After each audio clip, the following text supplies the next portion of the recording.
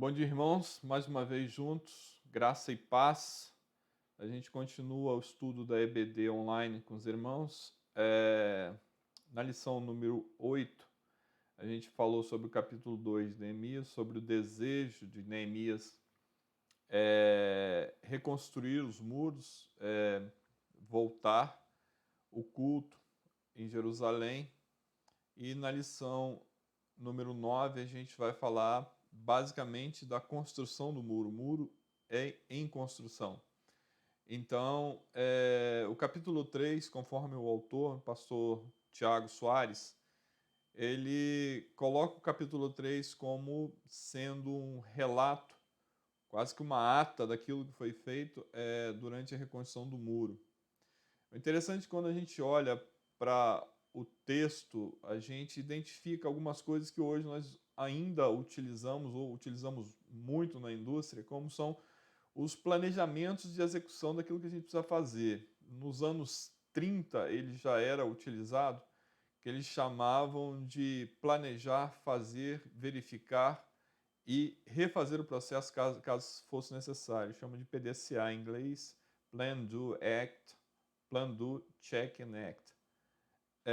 Neemias parece que ele, e com certeza ele já, inspirado pelo Senhor lá no coração dele, ele já tinha começado o processo lá do momento que ele vai falar com o governador, ou com o rei, ou com o soberano de toda a região, e ele já leva o plano pronto.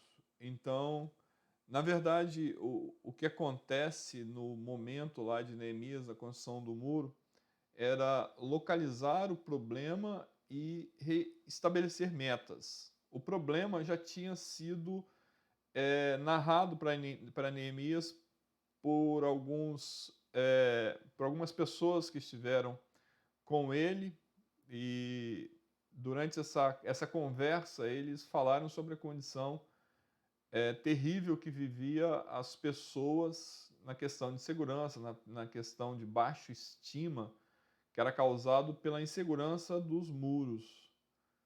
Então, o problema dos judeus parece que era mais causado pelo trauma da invasão, os muros que tinham sido derrubados, as portas que estavam completamente queimadas e a cidade estava cercada por inimigos. Causava um desconforto muito grande. Como a intenção do autor é falar e trazer uma reflexão para o momento atual que a gente vive, quando a gente precisa estabelecer um plano de ação de retomada das nossas vidas, o novo normal agora, nesse momento de pandemia que vivemos, é um retorno, mas um retorno com segurança, um retorno focado no cuidado com as pessoas. Não é simplesmente voltar ao que nós imaginamos que seria o normal e, com isso, a gente colocar a nossa segurança, a segurança de muitas pessoas em risco.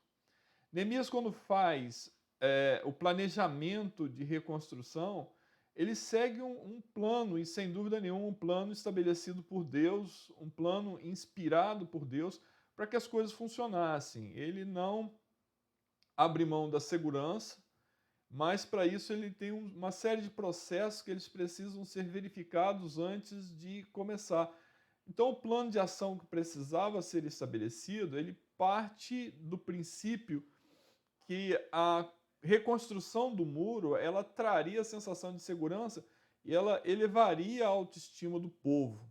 Então, Neemias, quando chega na cidade, ele faz aquela vistoria inicial sozinho, ele olha em volta do muro sozinho, avalia o tamanho do problema, avalia o tamanho do estrago, e quando ele volta, ele conversa com os líderes da cidade, e nessa conversa com os líderes da cidade, ele mexe num ponto importante da questão. Ele mexe com o brio daqueles que eram os líderes, tanto religiosos como políticos, que trabalhavam na cidade, quanto também aqueles que tinham interesses econômicos na cidade, na vida da cidade.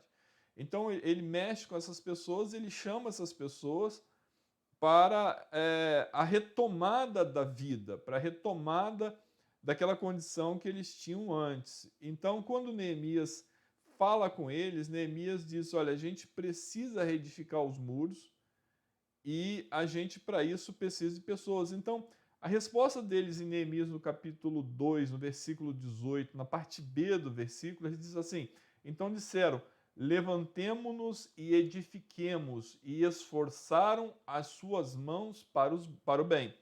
Então, Neemias consegue envolver pessoas no processo, ele consegue, inicialmente, envolver aqueles que eles precisavam.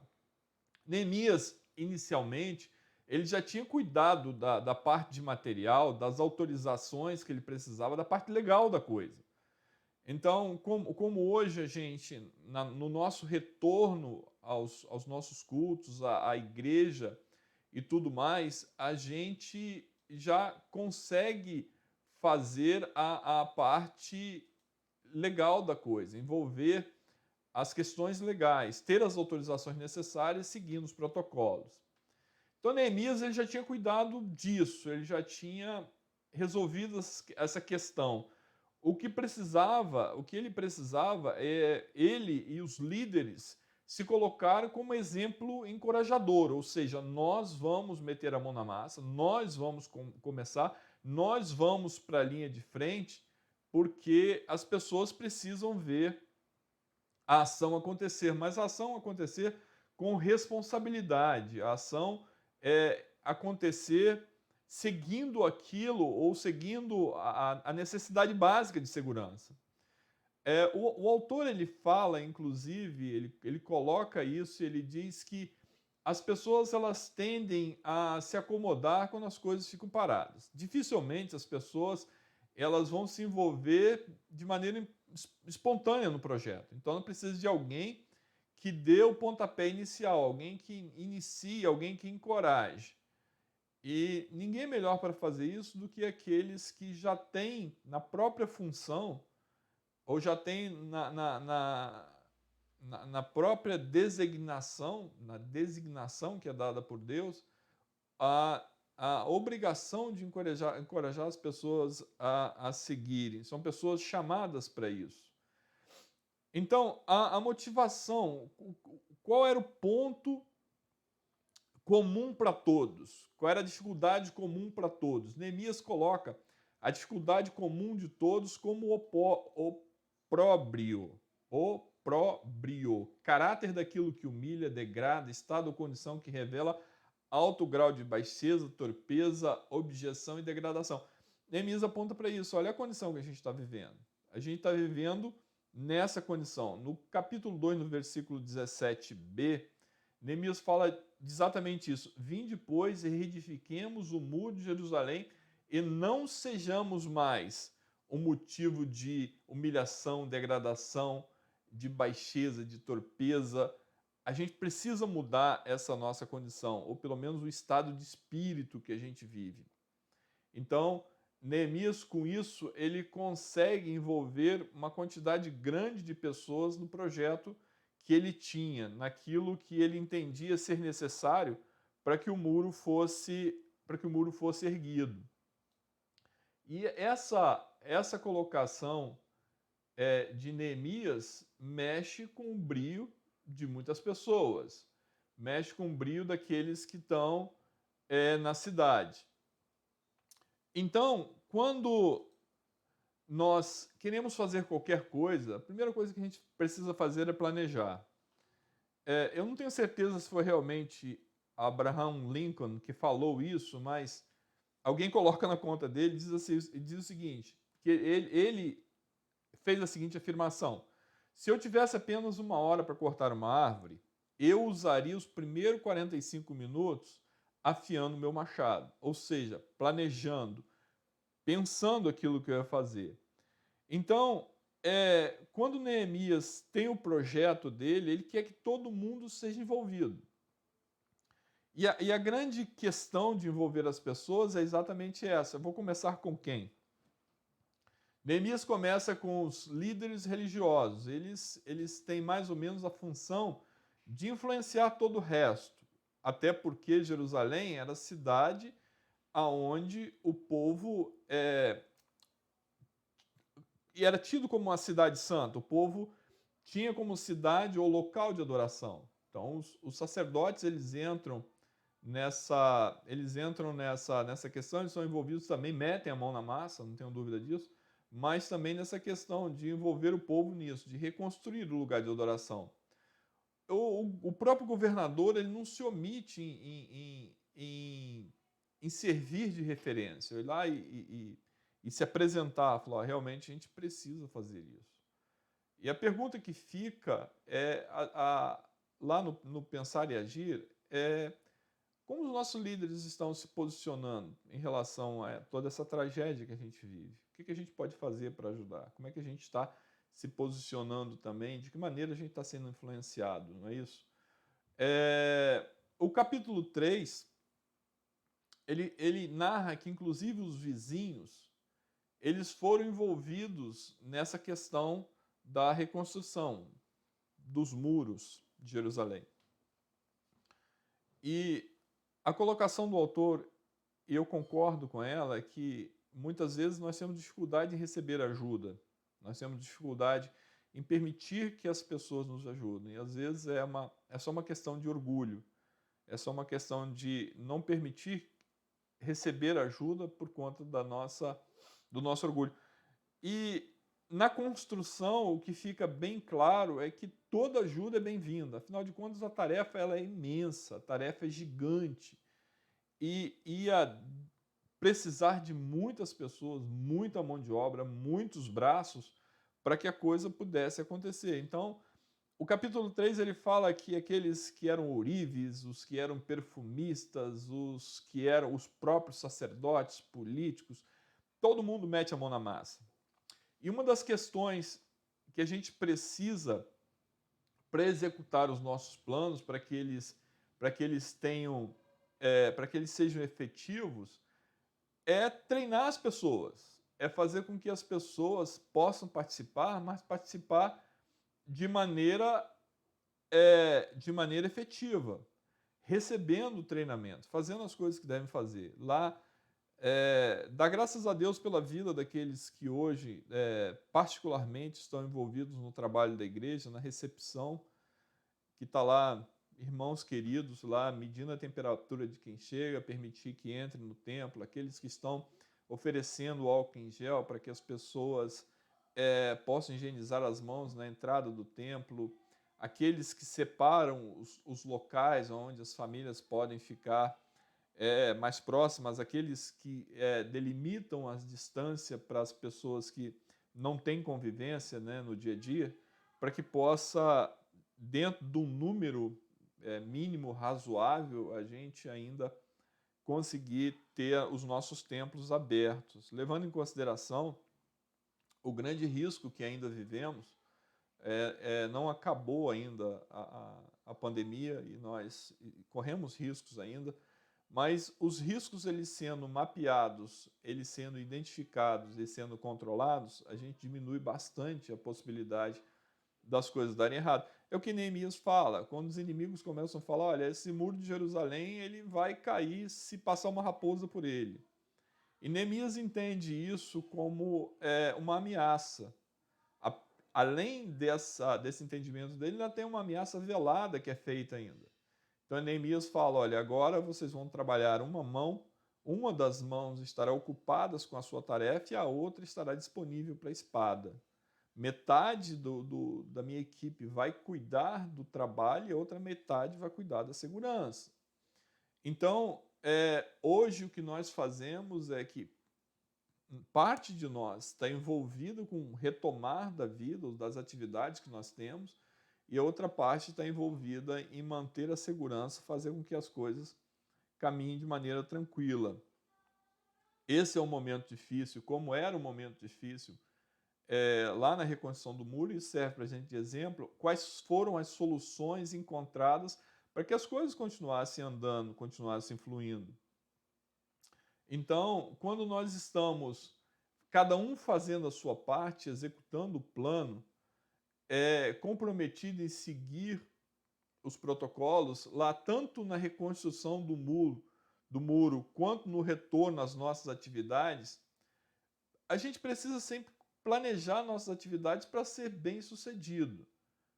Porque até no próprio relato, na reconstrução do muro, nós aprendemos que para seguir com nossas vidas, nós precisamos de segurança, nós precisamos, narrativa do próprio autor, nós precisamos de segurança, porque senão nós corremos o risco de falhar em todo o processo, se a gente não fizer de maneira segura.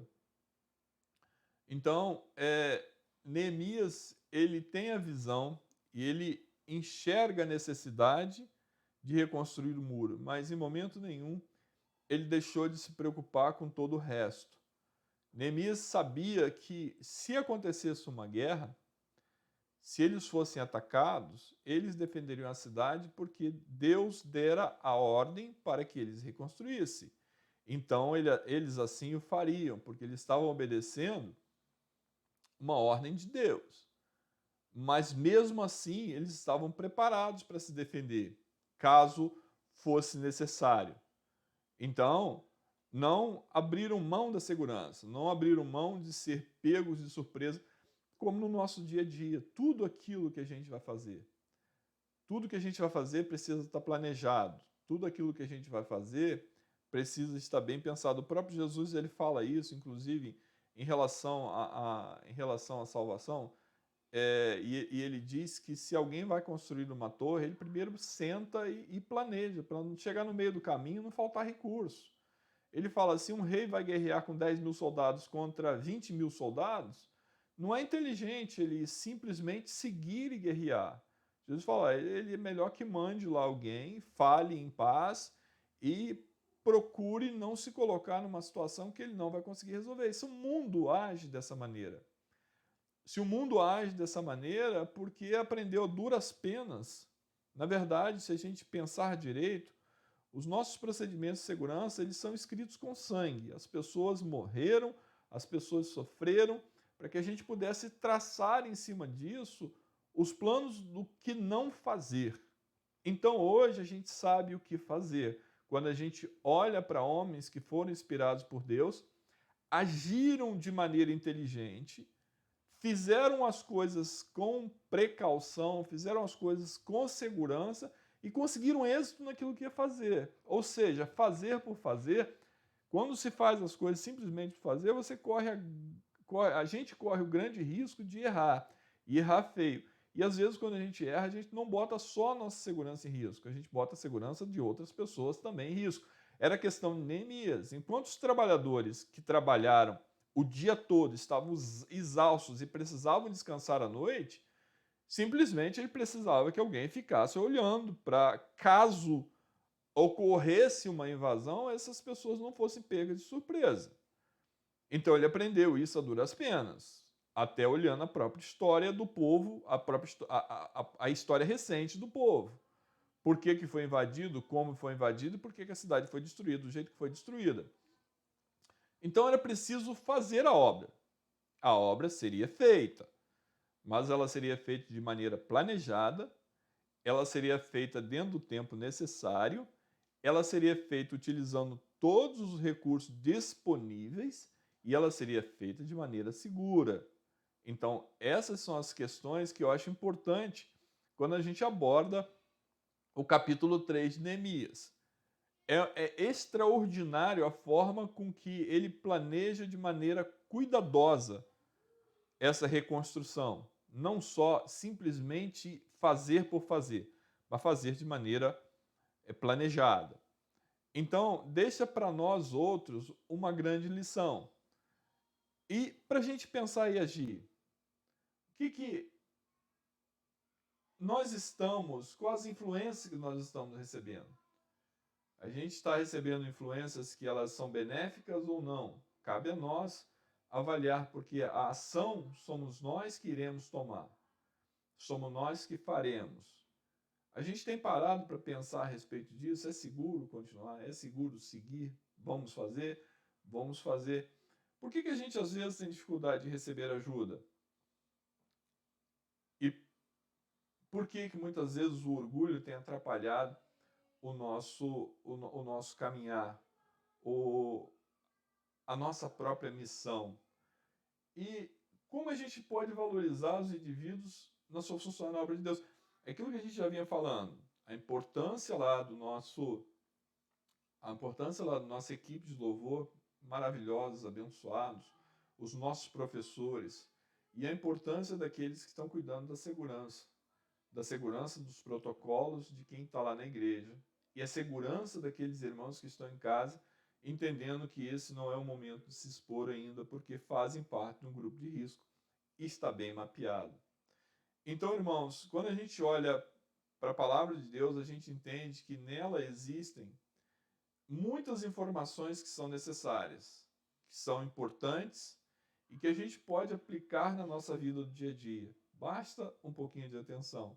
E de uma maneira muito bacana, de uma maneira muito clara, muito objetiva, o pastor Tiago ele coloca nessa lição e traz à luz nessa lição como homens de Deus seguiram um planejamento estabelecido, como conseguiram influenciar pessoas a fazer o que precisava ser feito, como se colocaram como exemplo e como cuidaram, acima de tudo, da segurança das pessoas, do bem-estar das pessoas, da saúde física, da saúde emocional, da saúde espiritual. O que Deus tem para nós? O que Deus quer de nós? Qual é qual a nossa parte nessa reconstrução, nesse recomeçar? E eu peço a Deus que abençoe a vida dos irmãos, abençoe as nossas vidas, nos dê uma semana em paz, tranquila, e que logo, em breve, a gente possa estar com os nossos muros, com todas as defesas construídas, e a gente possa voltar para o nosso lugar de adoração de maneira tranquila, com todos os irmãos que fazem, sem dúvida nenhuma, muita falta. Não tem nenhum irmão ali que por alguma razão não possa ir, que não faça falta. Faz falta, faz falta. Todos os jovens, todos os adolescentes, todos os idosos da igreja, todos são parte do reino, todos são parte do corpo. Não estarmos juntos, irmãos, faz muita falta. Mas para estarmos juntos, precisamos estarmos juntos, seguros, tranquilos, com os nossos muros devidamente colocados, devidamente erguidos, para que o lugar de adoração, o nosso lugar de culto, seja um lugar seguro para nós. Fiquem com Deus, que Deus dê uma semana abençoada para os irmãos e até a próxima, se Deus assim permitir.